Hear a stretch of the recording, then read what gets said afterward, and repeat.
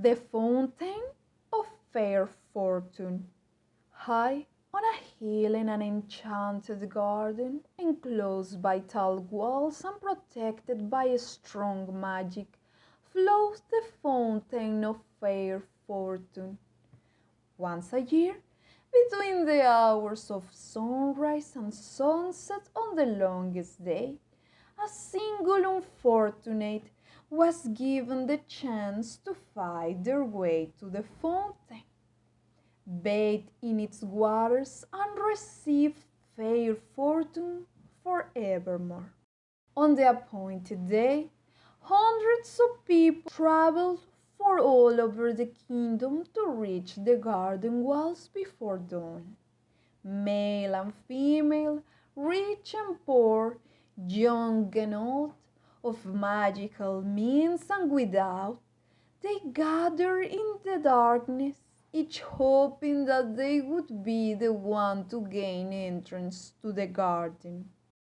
Three witches, each with her burden of woe, met on the outskirts of the crowd and told one another their sorrows as they waited for sunrise. The first, by name Asha, was sick of a malady no healer could cure.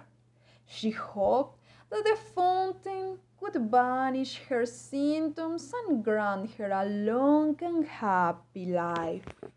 The second, by name Altida, had been robbed of her home, her gold and her wand by an evil sorcerer. She hoped that the fountain might relieve her of powerlessness and poverty. The third, by name Amatha, had been deserted by a man whom she loved dearly, and she thought her heart would never mend. She hoped that the fountain would relieve her of her grief and longing.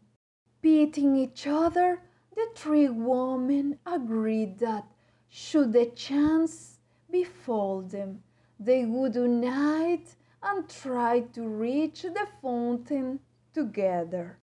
The sky was rent with the first ray of sun, and a chink in the wall opened. The crowd surged forward, each of them shrinking their claim for the fountain's benison. Creepers from the garden beyond snaked through the pressing mass and twisted themselves around the first witch, Asha. She grasped the wrist of the second witch, Altida, whose eyes tied upon the robes of the third witch, Amata. And Amata became caught upon the armor of a dismal-looking knight who was seated on a bone-thin horse. The creepers took the three witches through the chink in the wall, and the knight was dragged off his steed after them. The furious screams of the disappointed throng rose upon the morning air, then fell silent as the garden walls sealed once more. Asha and Altida were angry with Amata, who had accidentally brought along the knight. Only one can bathe in the fountain. It will be hard enough to decide which of us it would be without adding another. Now, Sir Luckless, as the knight was known in the land outside the walls, observed that these were witches, and, having no magic, nor or any great skill at jousting or duelling with swords, nor anything that distinguished the non-magical men, was sure that he had not hope of beating the three women to the fountain. He therefore declared his intention of withdrawing outside the walls again. At this, Amata became angry too. "Faint heart! she chided him.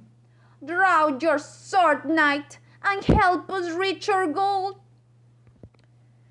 And so the three witches and the forlorn knight ventured forth into the enchanted garden, where rare herbs, fruit, and flowers grew in abundance on either side of the sunlit paths. They met no obstacle until they reached the foot of the hill on which the fountain stood. There, however, wrapped around the base of the hill was a monstrous white worm, bloated and blind. At their approach, it turned a foul face upon them, and uttered the following words: "Pay me the proof of your pain." Sir Luckless drew his sword and attempted to kill the beast, but his blade snapped. Then Altida cast rocks at the worm, while Asha and Amata essayed every spell that might subdue or entrench it, but the power of their wands was no more effective than their friend's stone or the knight's steel. The worm would not let them pass. The sun rose higher and higher in the sky, and Asha, despairing, began to weep. Then the great worm placed its face upon hers and drank the tears from her cheeks.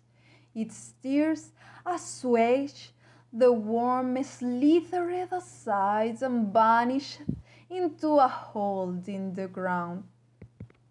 Rejoicing at the worm's disappearance, the three witches and the knight began to climb the hill, sure that they would reach the fountain before noon. Halfway up the steep slope, however, they came across words cut into the ground before them. "Pay me the fruit of your labors." Sir Luckless took out his only coin and placed it upon the grassy hillside, but it rolled it away and was lost. The three witches and the knight continued to climb, but though they walked for hours more, they advanced not a step. The summit came no nearer, and still the inscription lay in the earth before them. All were discouraged as the sun rose over their heads and began to sink towards the far horizon. But Altida walked faster and harder than any of them, and exhorted the others to follow her example, though she moved not farther up the enchanted hill. "Courage, friends, and do not yield," she cried, wiping the sweat from her brow. As the drops fell glittering on the earth, the inscription blocking their path vanished, and they found that they were able to move upwards once more. Delighted by the removal of this second obstacle, they hurried towards the summit as fast as they could, until at last they glimpsed the fountain glittering like crystals in a bower of flowers and trees. Before they could reach it, however, they came to a stream that ran round the hilltop, barring their way. In the depths of the clear water lay a smooth stone bearing the words, "Pay me the treasure of your past." Sir Luckless attempted to float across the stream on his shield, but it sank. The three witches pulled him from the water, then tried to leap the brook themselves, but it would not let them cross. And all the while the sun was sinking lower in the sky. So They fell to pondering the meaning of the stone's message, and Amata was the first to understand. Taking her wand, she drew for her mind all the memories of happy times she had spent with her vanished love, and dropped them into the rushing waters. The stream swept them away, and stepping stones appeared, and the three witches and the knight were able to pass at last on the summit of the hill. The fountain shimmered before them, set amidst herbs and flowers rarer and more beautiful than any they had yet seen. The sky burned ruby, and it was time to decide which of them would bathe. Before they could make their decision, however, frail Asha fell to the ground, exhausted by their struggle to the summit. She was close to death. Her three friends would have carried her to the fountain, but Asha was in mortal agony and begged them not to touch her. Then Altida hastened to pick all those herbs she thought most hopeful and mix them in Sir Lochly's gourds of water, and pour the potion into Asha's mouth. At once, Asha was able to stand. What was more, all symptoms of her dread malady had vanished. "I am cured!" she cried. "I have no need of the fountain. Let Altida bathe." But Altida was busy collecting more herbs in her apron. "If I can cure this disease, I shall earn gold aplenty. Let Amata bathe." Sir Lochly bowed and gestured Amata towards the fountain, but she shook her head. The stream had washed away all regret for her lover, and she saw now that he had been cruel and faithless, and it was happiness enough to be rid of him. "Good sir, you must bathe as a reward for all your chivalry," she told Sir Lochly. So the knight clanked forth in the last rites of the setting sun, and bathed in the fountain of fair fortune, astonished that he was the chosen one of hundreds and giddy with his incredible luck.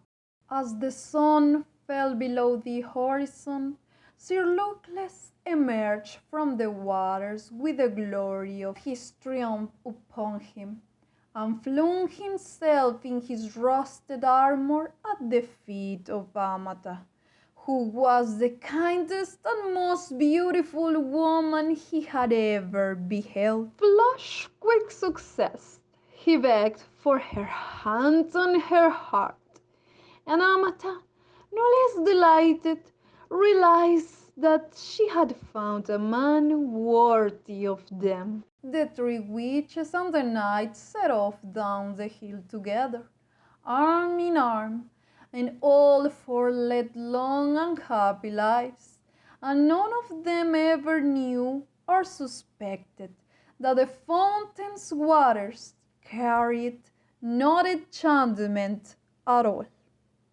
The end.